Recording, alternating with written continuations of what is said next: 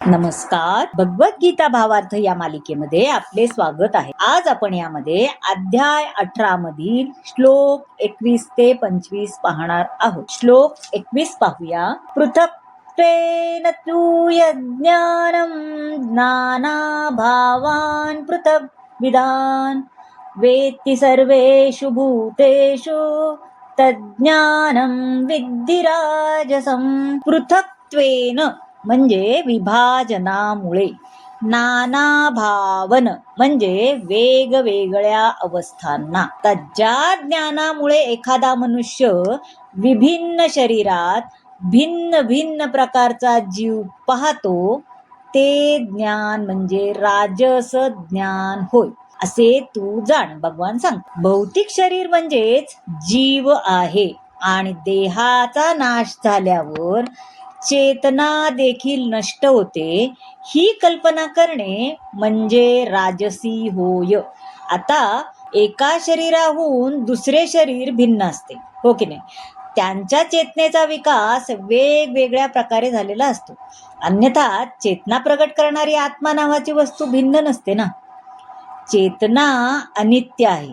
चेतनेचा विकास वेगवेगळ्या प्रकारे झालेला असतो.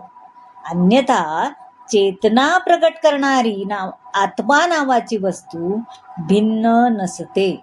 चेतना अनित्य आहे किंवा आत्मा व्यक्तिगत रूपात अस्तित्वात नसून एकच सर्वव्यापी आत्मा असतो, जो ज्ञानाने पूर्ण आहे.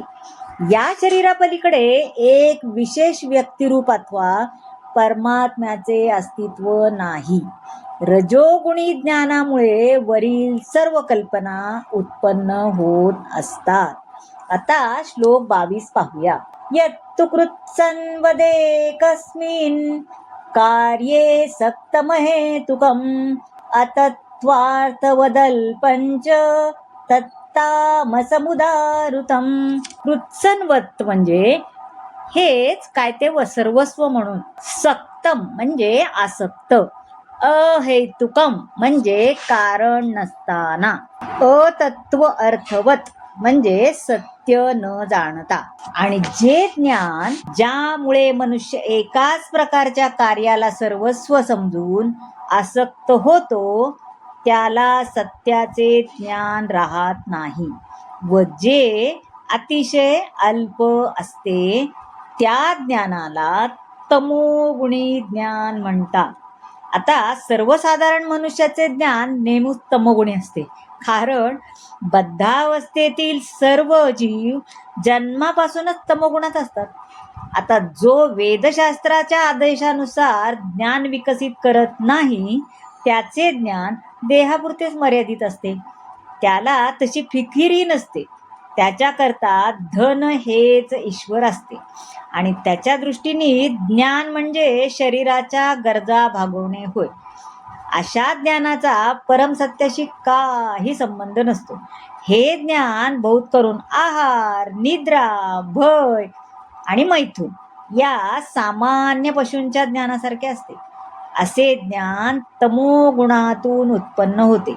ज्या ज्ञानामुळे भौतिक तर्कवाद व मनोधर्म यांच्या जोरावर अनेक सिद्धांत व वाद निर्माण होतात त्याला रजोगुणी ज्ञान म्हणतात. आणि देह सुखसोयीत कसा ठेवता येईल या संबंधीच्या ज्ञानाला तमोगुणी ज्ञान असे म्हणतात. आता श्लोक 23 पाहूया. नियतं संगरहितं रागद्वेषता कृतं अफलप्रेप्सुना कर्म यत्तत् सात्विकमुच्यते. संगरहितं म्हणजे आसक्तीरहित, अरागद्वेषता म्हणजे आसक्ती व द्वेष न ठेवता. जे कर्म नेमलेले आहे व आसक्तीशिवाय केले जाते, जे राग द्वेष न ठेवता आणि फलप्राप्तीच्या इच्छेविना केले जाते त्या कर्माला सात्विक कर्म असे म्हणतात. आता विभिन्न वर्ण व आश्रमावर आधारित शास्त्रातील नियत कर्मे जी निष्काम भावनेने अथवा स्वामित्वाच्या अधिकाराशिवाय राग द्वेष भावरहित भगवंतांना प्रसन्न करण्याकरता व आत्मतृप्तीचा हेतू न ठेवता कृष्ण भावनेत केली जातात त्यांना सात्विक कार्ये, सात्विक कर्मे असे म्हटले जाते. आता श्लोक 24 पाहूया. यत्तु कामेप्सुना कर्म साहंकारेण व पुनः क्रियते बहुलायासं तद्राजसमुदाहृतं. काम इप्सुना म्हणजे फलाची इच्छा धरणाऱ्या मनुष्याकडून, स अहंकारेण म्हणजे अहंकारासहित, बहुल आयासम म्हणजे फार परिश्रमाने, परंतु फलाची इच्छा धरणाऱ्या मनुष्याकडून मोठ्या प्रयासाने जे कर्म केले जाते व जे मिथ्या अहंकारयुक्त बुद्धीने केले जाते ते रजोगुणी कर्म होय. आता आपण सात्विक कर्म बघितलं, आता रजोगुणी कर्म बघितलं. आता श्लोक 25 मध्ये पाहूया तमोगुणाचं काय आहे ते. तर श्लोक 25 पाहूया.